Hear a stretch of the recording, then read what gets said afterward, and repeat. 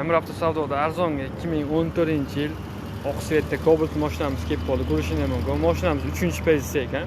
270 ming kilometr masofani bosib o'tgan. Kraska holatiga kelsak, ikkita joyda petnolar bor ekan, bir 10-15% chiqar ekan, lekin orqalari pechat kraskasi ham yo'llarda dedilar.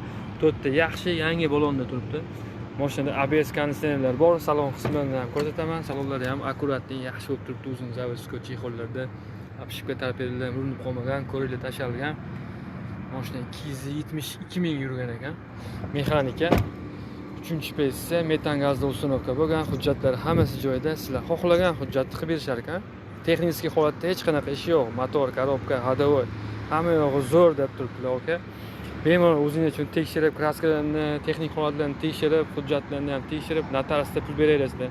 Eglar bilan narxini tortishib $7250 tushirib qo'ydi. Eglar nomerlarini qoldiramiz, bemalol aloqaga chiqib baraka qilishingiz